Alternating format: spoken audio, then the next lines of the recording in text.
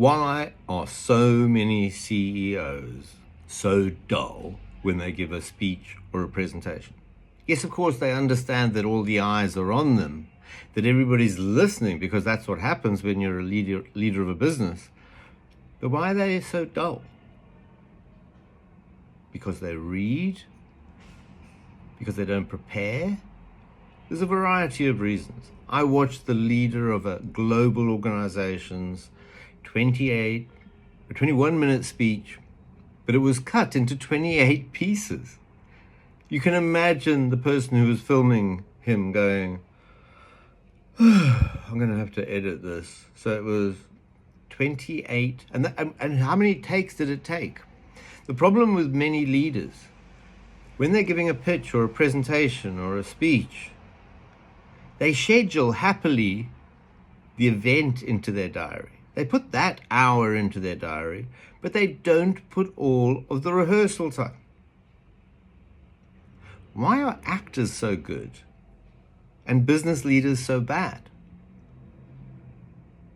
Business leaders usually get to where they are because they started their career having a skill. Maybe they were a consultant or an engineer or a salesperson or an IT specialist.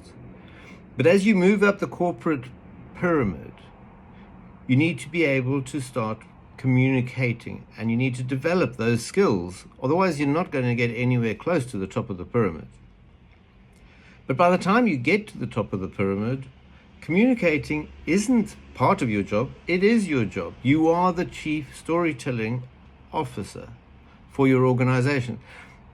It's fine having a strategy. You need a strategy. It's fine having a vision. You need a vision. But if you're not able to communicate that to investors, to financial analysts, to clients, prospective and existing, to the media, and above all to your team, if you can't communicate your strategy and vision, you might as well not have them. Successful business leaders book the time in their diaries for the event and for rehearsal. Steve Jobs rehearsed for hours and days in advance. Winston Churchill did the same. Successful business leaders understand the importance of this key part of their job, which is telling stories, communicating, and being the chief storytelling officer. That isn't part of their job, that is their job. And if you're a business leader or you want to become one, you better be good at telling stories and communicating with people. Otherwise, you're going to stay as a technical, skills-only person, which is low to middle ranking employee status. And you don't want that. You want to be a leader, you better be good at communicating.